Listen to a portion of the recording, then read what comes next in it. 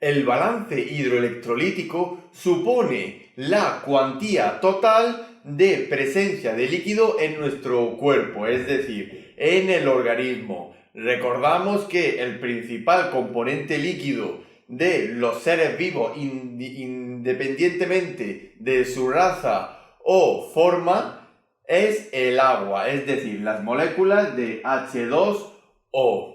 Si atendemos a la raza humana, es decir, al cuerpo humano, encontramos que el porcentaje de agua corporal suele ser estándar, pero varía dependiendo de muchos factores, como por ejemplo la edad, el estado orgánico, la presencia de patología y otras muchas más características. Por ejemplo, podemos encontrar que el porcentaje de agua en los recién nacidos y en los niños o infantes, ese valor puede llegar al 80% de agua corporal total.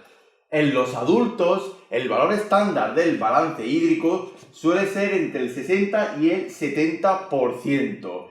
Y por último, en la tercera edad, en la senectud, ese valor baja un poquito hasta el 55 y 65% de agua.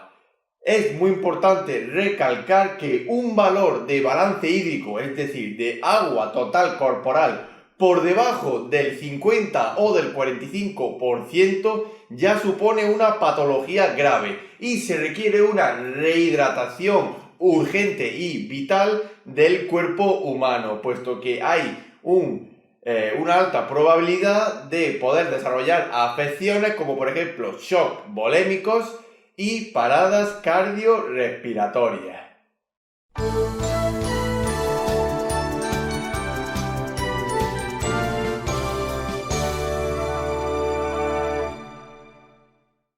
La toma de líquido corporal o de agua corporal siempre suele oscilar entre 2 litros y 2 litros y medio, donde hay una compensación dentro de la balanza hídrica. Pero ¿cuál es esa balanza hídrica? ¿Y en dónde colocamos cada uno de los componentes? ¿En qué platillo? Aquí podemos observar una balanza hidroelectrolítica donde podemos observar que hay un pequeño aumento de los ingresos respecto a los egresos. Comenzando por el principio, tenemos que los ingresos son los aportes de líquido de agua al cuerpo humano, mientras que los egresos son las pérdidas de agua del cuerpo humano. Tanto los ingresos como los egresos pueden ser sensibles o insensibles. Es decir, los ingresos sensibles son los que nosotros aportamos voluntariamente al cuerpo humano, mientras que los ingresos insensibles son las aportaciones de agua que hace el propio cuerpo humano, pero que no nos damos cuenta. Mientras que, por el contrario, los egresos sensibles son la pérdida de agua corporal de forma voluntaria, mientras que los egresos insensibles son las pérdidas de agua que nosotros no tenemos control sobre ellas. Se pierde agua del cuerpo y no nos damos cuenta.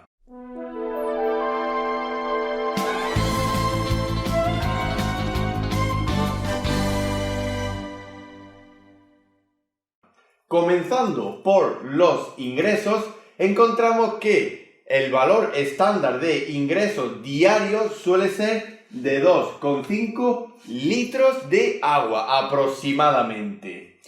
¿Dónde podemos tener ingresos de líquido en el cuerpo humano? Por ejemplo, en pacientes ingresados hospitalarios en las terapias intravenosas, por ejemplo, la sueroterapia u otras técnicas de aporte de líquidos, como por ejemplo en las transfusiones de sangre. Por supuesto, mediante el propio aporte de líquidos, beber agua y beber sustancias que contengan alta dosis o altas concentraciones de agua. Aquí no se mete el alcohol, cerveza y todo eso y todas esas bebidas. Tenemos que ser sanos, a poder ser. También tenemos el agua que nos aporta mediante la alimentación, es decir, el agua que se contiene en los alimentos. No es de más decir que alimentos como las verduras o las frutas contienen grandes cantidades de agua, donde podemos hacer un importante aporte de agua al cuerpo humano mediante su ingesta. Y por último tenemos que dentro de los ingresos también tenemos el metabolismo propio del cuerpo humano. Tenemos que decir que tanto la terapia intravenosa como el aporte de líquido y el aporte de alimentos y de agua por alimentos son ingresos sensibles, es decir, podemos cuantificarlos y más o menos expresar la cantidad aproximada de aporte de agua que le hemos hecho al cuerpo.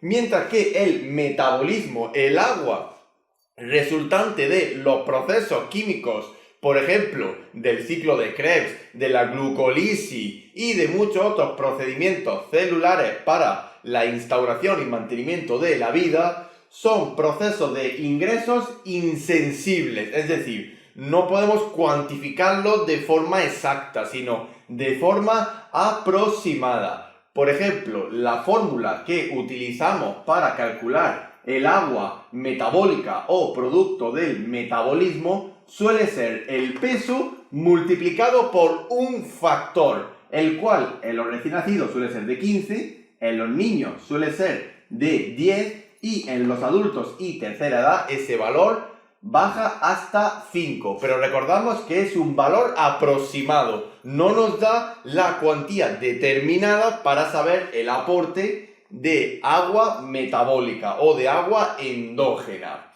Por último, nos queda decir que cuando la balanza se inclina muy a nuestro favor de los ingresos, se produce una alteración conocida como la hiperhidratación, es decir, hay más aporte de agua del que se pierde. ¿En qué nos lleva eso? A trastornos, por ejemplo, en el sistema tegumentario, en la piel, donde se favorece la aparición de edematizaciones y acúmulo de líquidos. Así como, por ejemplo, otras afecciones como cansancio, sueño, ganas de vomitar y dolor, casi siempre de forma local, debido a las inflamaciones y edematizaciones.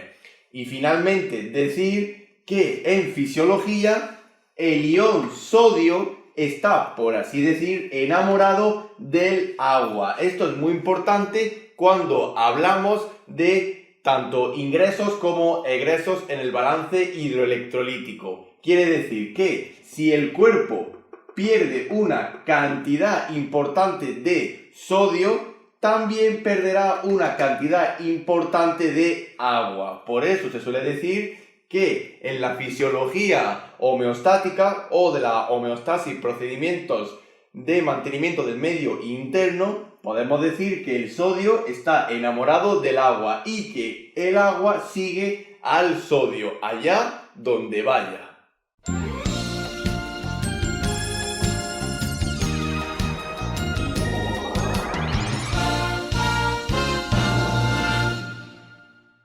Dentro de los egresos hemos dicho que tenemos dos tipos, los egresos sensibles y los egresos insensibles, es decir, las pérdidas de agua. La pérdida de agua diaria normal suele ser de 2,5 litros, es decir, hay un balance neutro de ganancias de 2,5 litros y pérdida de 2,5 litros, es decir, nos da un valor neto, un valor de cero, que sería el valor normal del balance hidroelectrolítico. Los ingresos son iguales a los egresos.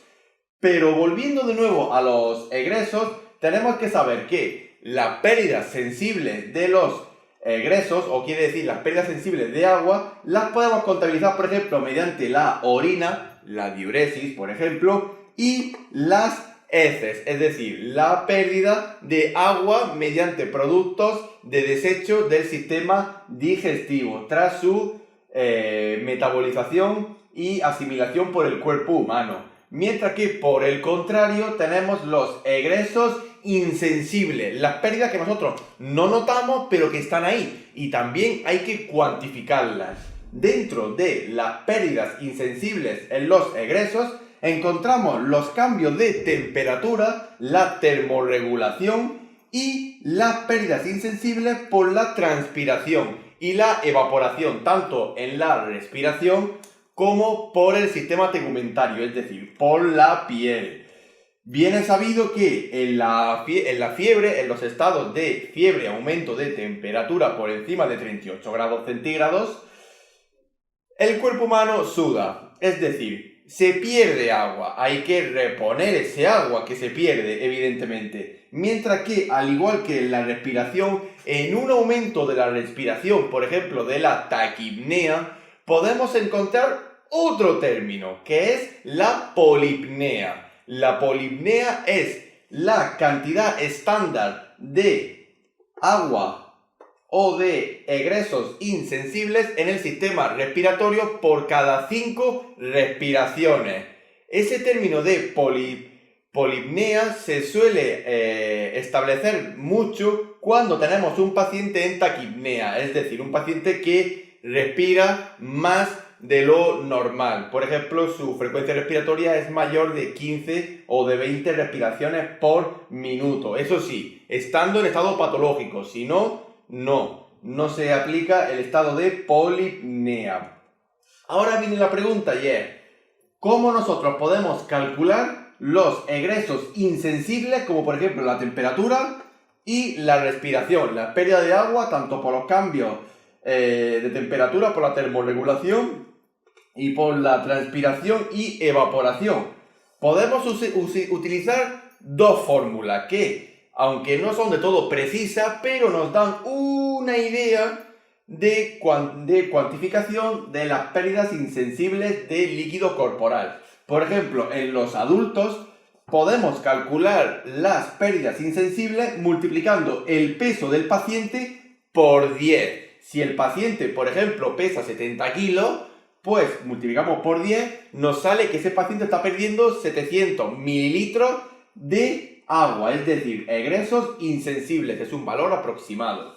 Mientras que en los recién nacidos y en los niños utilizamos el cociente del peso por 11 dividido entre el peso más 90 y lo multiplicamos por 500. De nuevo, volvemos a repetir que son valores aproximados, son fórmulas aproximadas, pero nos dan una idea de las pérdidas insensibles que ha tenido un paciente en el balance hidroelectrolítico. Y muy importante recordar que cuando la balanza general se inclina hacia los egresos, quiere decir hay más pérdidas de agua que incorporaciones o ingestas, se produce un valor neto negativo. ¿A lo cual nos lleva esto? Aquí hay una falta de agua, lo que se conoce como la deshidratación.